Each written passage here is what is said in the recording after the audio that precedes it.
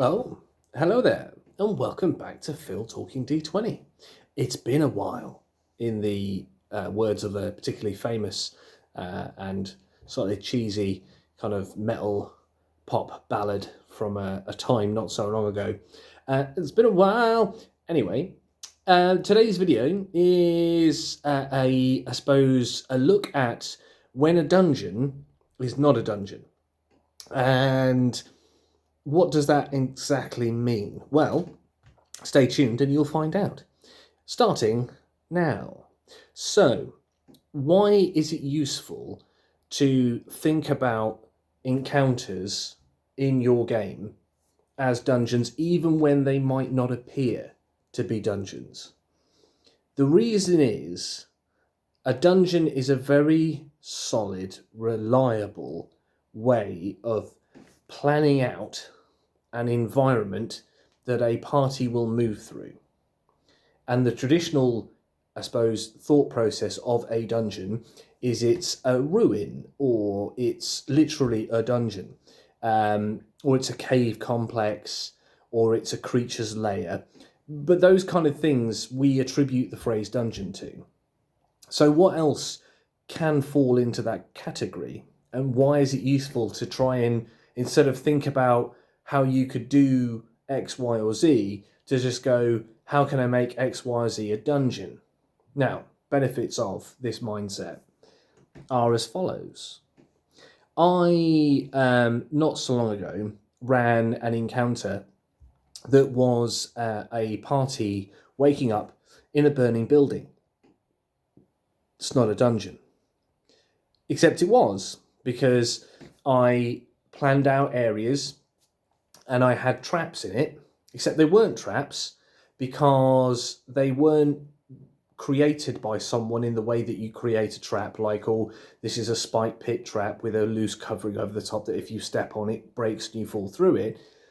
But if you're on the first floor and you're walking through a burning building and the floor is rickety because it's been damaged, you can collapse through it and end up landing on broken debris or in a burning room.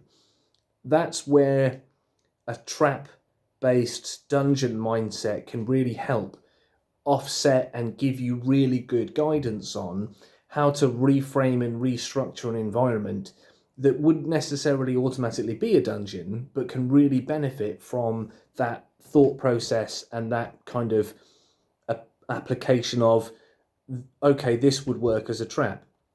And a good example of, I suppose, dungeon mechanics and elements of the environment, to list off a couple from this particular example of the burning building, I used a collapsing roof timber, and I just reskinned a trap. I'm pretty sure it was this swinging axe trap.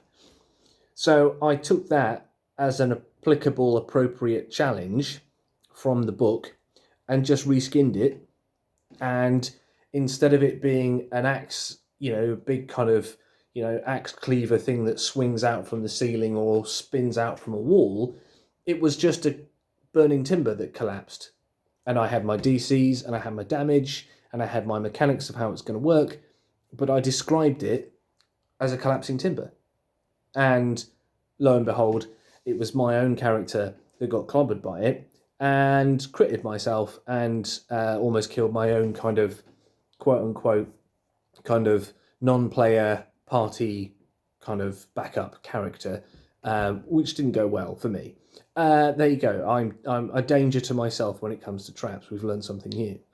But you can see how taking things like traps and those kind of mechanisms, you could have them exploring, like a rundown building, and it doesn't have to be quote unquote your atypical dungeon location, but you can still use traps and just reskin them as perils within that environment that haven't been maliciously created.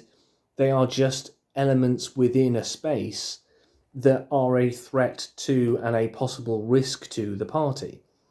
So having that kind of step process of, how can I give this some structure like a dungeon, and how can I perhaps use reskinned traps to create an element of, I suppose, organic peril and threat, much like you would find in a dungeon, is quite a good little way to step outside of the I'm not sure what I'm doing with this encounter yet kind of mindset.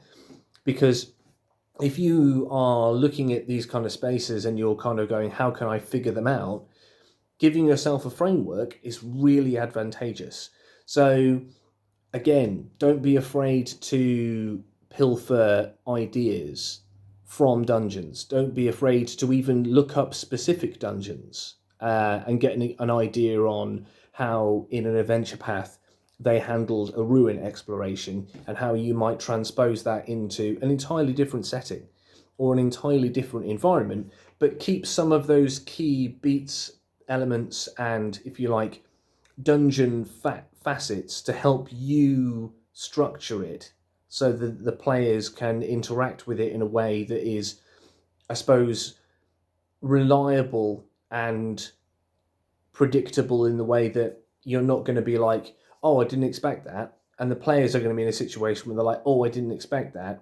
Everyone's going to have an idea of how the pacing is working and what the kind of the environment may or may not do. Now, another little simple, easy, bolt-in kind of, I suppose, homebrew idea for structuring dungeons and environments that you want to have an element of challenge, but you don't want to bog yourself down in. So when you look at Pathfinder 2e, they have a DC by level guide that gives you a range of DCs that are essentially guided as a fair and effective challenge for players of a specific level. Now, in this particular instance, they were at a certain level, and the DC for that was, from memory, 19, based on that reference grid of what's their level, and here's some kind of good guidance on level-specific checks. I literally just took that and applied it to my entire dungeon, which wasn't a dungeon, it was a burning villa that they woke up trapped in, because someone was trying to assassinate them, and ipso facto, the villa that they'd called home and had interacted with and been at kind of space where they kind of went to and rested and left on adventures and travelled back to, and described eating their meals in or inviting guests to see them in, suddenly became a space that was trying to kill them in the form of there was fire, there was smoke that blinded them in certain rooms.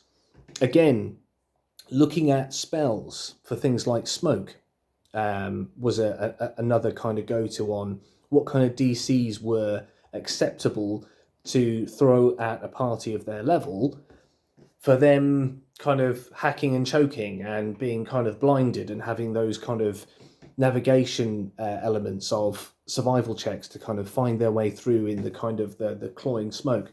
Those kind of elements, I just slapped a DC 19 on everything. Literally everything.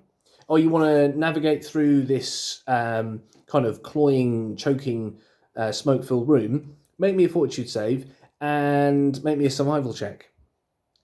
They were both DC 19. I didn't bother going, oh, shall I, maybe I'll make it 15 and maybe I'll make that 25 and maybe that should be a 17. And if they go that way, maybe that should be a 15 and that should be an 18. Why? Don't make your life any harder than you need to. There is good mechanical guidance on DCs. Use it. You know, when you want to get really specific because you've really thought about it, by all means.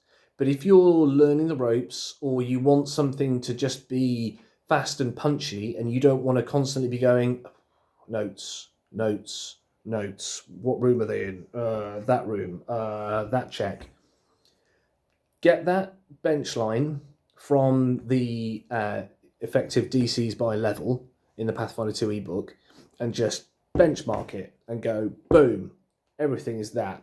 Unless you have one-off things that you know are kind of centerpieces that you really want to kind of go off and be either really perilous and challenging. But if you only got a few of those and you've only maybe got a few easy ones, but then everything else you run at an average, you're making your life easier.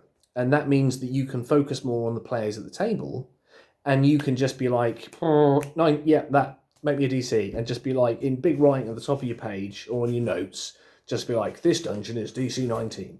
Sneaking past the sentry who's on duty in the prison block. DC 19. Picking the lock to escape I suppose if we're using the example of that prison guard, picking the lock to escape the cell. DC 19. Or whatever that level appropriate DC is. And there you can start to see how you can structure and pace whilst making your life easier and using good guidance from core rules to build dungeons that are easier for you to run, more varied, because you're not just looking at it from a perspective of what is a dungeon, it's some ruins underground, that's the only thing I can use it for. And then having that environment change and step change and grabbing bits of a campaign, in the example of that burning building, that villa had been a thing even though it hadn't been. And you know what I mean by that? It's that whole element of that place that you refer to, that place where you hang out, that place that you talk about, that you might do a bit of role playing in, but it's not somewhere that's mapped. It's not somewhere that really needed to be mapped. It's not somewhere that was like so important that people wasted or talked or like planned it and mapped it for hours and hours, like it was, if you like, a mega crawl super dungeon that you might find in actual full-on AP paths. It's just one of those locations. You probably have a tavern or something in your own game that's like that. Or we're going back to the Dog and Doublet again, are we, for lunch? Those kind of staple little locations that you visit a lot that get fleshed out in flavour more than they do in grid and paper. Taking one of those places and shaking it up and turning it into a dungeon for a particular reason. A good example of another place that becomes a dungeon without it, again, on paper, perhaps being an obvious dungeon, would be visiting like a sacred grove full of magical plants and animals, all that kind of stuff. Classic kind of hallmark of TV, fantasy, and plenty of roleplay games as well, to be fair. Taking that as an environment and then obviously animating plants and suddenly it becoming a space where, they were having to watch where they stepped and treating it like it's become a dungeon in the form of, if you walk this path, there will be the risk of these snagging vines or this attack from this particular kind of barbed plant, which might look on paper suspiciously like a arrow trap or a spear trap, or even like a frost trap. One of the kind of the fireball traps have like a plant that can breathe fire. Boom, Bob's your uncle. Taking those kind of spaces and going, all right, how do I dungeon that? You might surprise yourself, and hopefully you'll surprise your players as well, because it is always nice to just mix things up a little bit. So let me know in the comments down below, what dungeon have you created that was never going to be or supposed to be a dungeon? Have you already gone through this process and stumbled across it in your own kind of games and been like, well, all of a sudden the bar fight really escalated and it became a full-on kind of dungeon crawl because they were trying to escape through the cellars or whatever it may be? Let me know in the comments down below. Sorry for the hiatus. I will be back to making more regular videos. But in the meantime, stay classy, stay safe, and I will see you on the next video. Peace.